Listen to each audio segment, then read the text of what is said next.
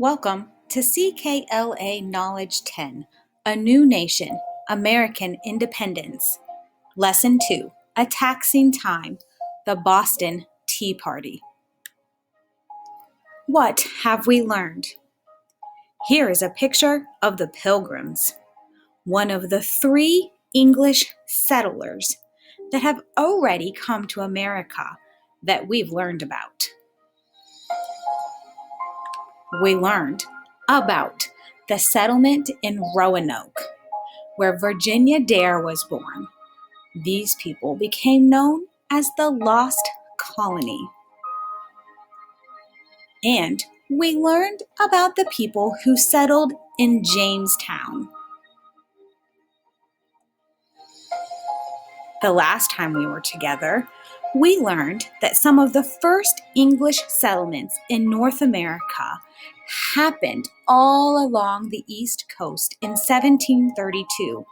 13 colonies in all settled in North America. We learned they were governed and ruled by the government, the king, way across the Atlantic Ocean in Great Britain. We are learning about some of the important events that led to the creation of our country or nation, the United States of America. Today's purpose for listening is to learn about some of the problems the colonists encountered. We're also going to find out why the colonists did something drastic when they had the Boston Tea Party, and to understand the word goods.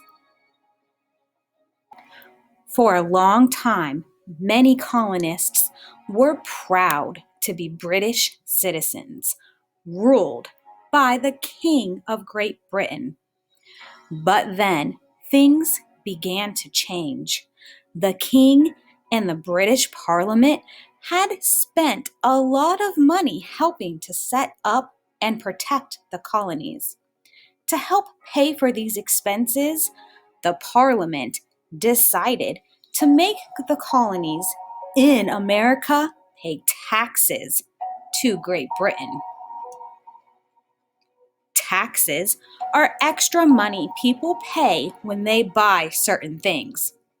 For example, today, we may pay taxes when we buy clothes at a department store, food in a restaurant, or gasoline for the car. Depending on the state where you live, you might have to pay $1 or $2 more for your new shirt than what's listed on the price tag, or a few extra cents for your sandwich than the price listed on the menu. But these stores do not keep this extra money. They must give the extra money or taxes to the government. These days, we vote and elect representatives or people to represent us in government. These people make decisions about how best to spend taxes to provide public services and benefit all who live here.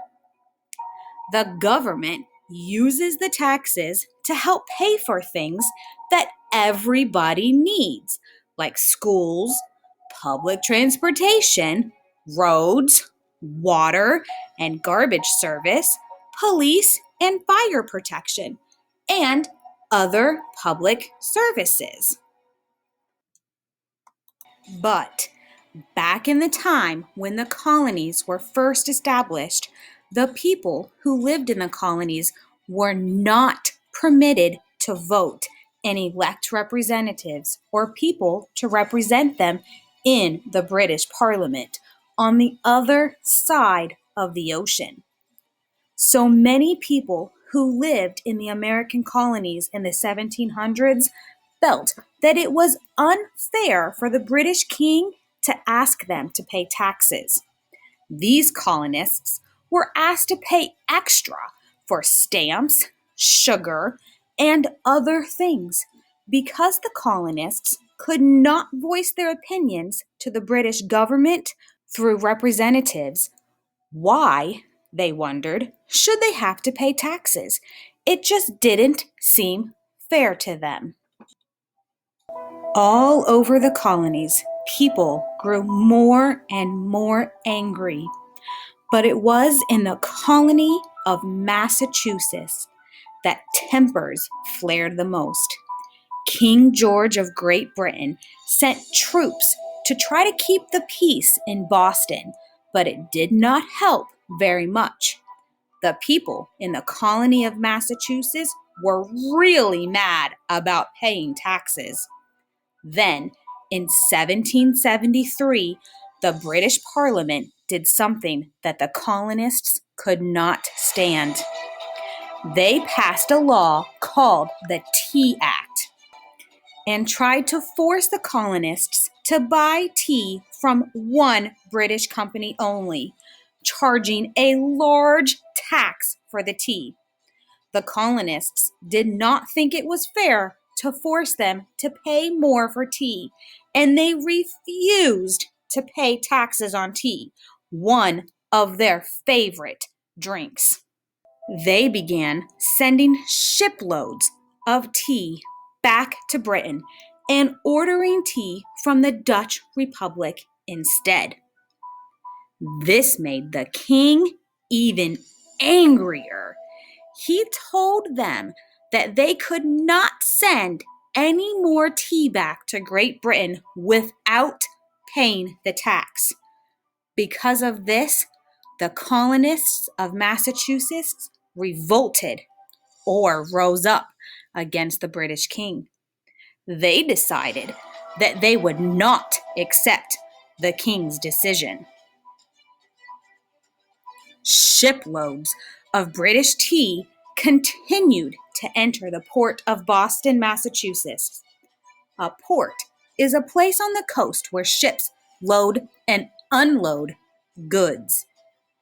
On a December night in 1773, a group of men known as the Sons of Liberty planned a most unusual tea party. Smearing their faces with soot, grease, and streaks of red paint, they stuck feathers in their hair, disguised as Mohawk Native Americans, a common symbol of freedom at the time. They made their way down to the harbor.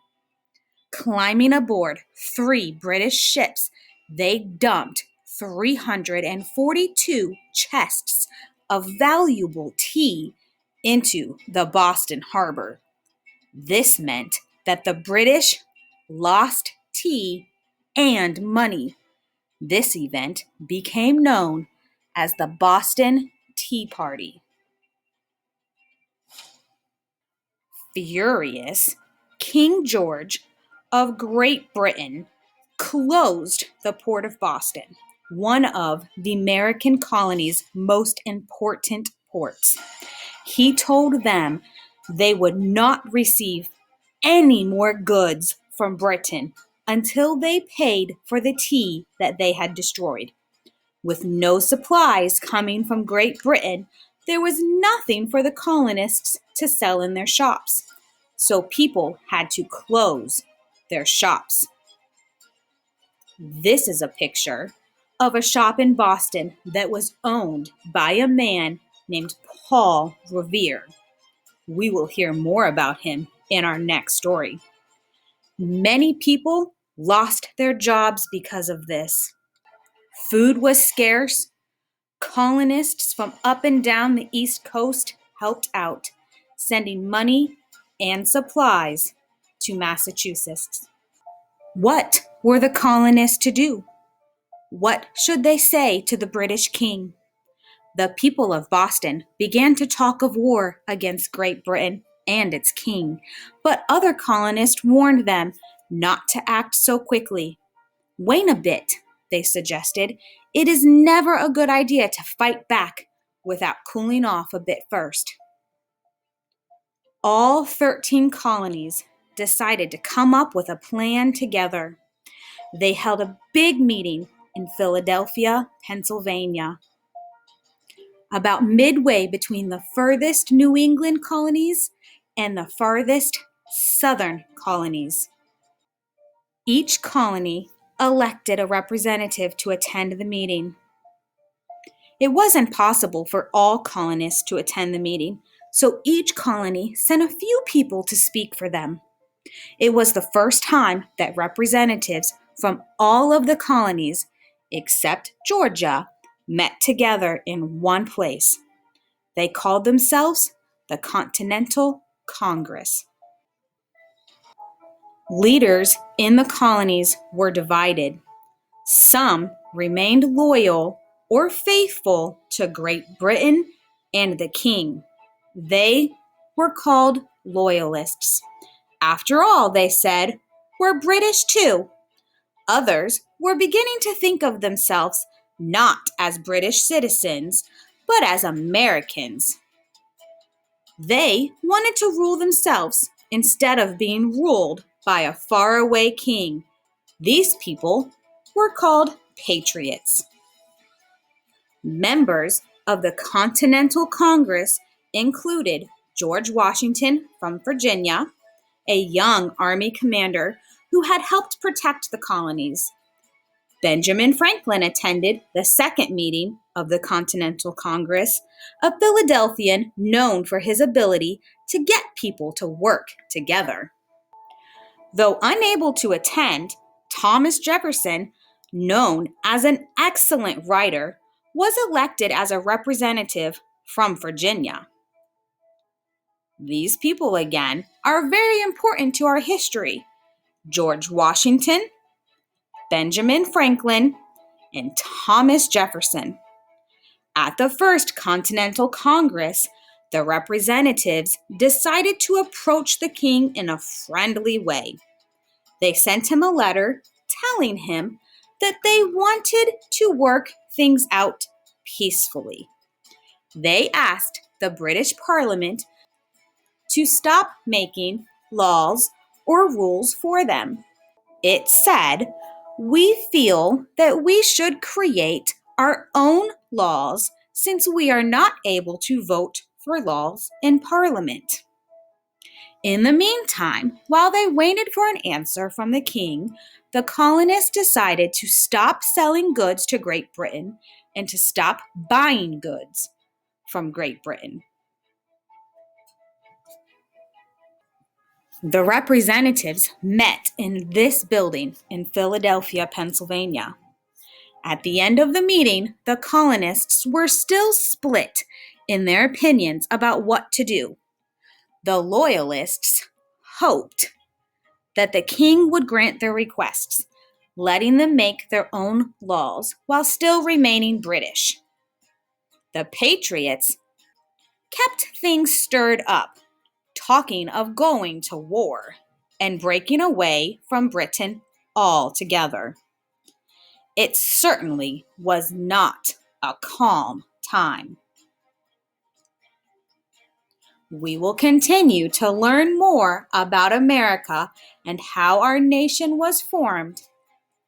Next time, we will learn even more about the Boston Tea Party.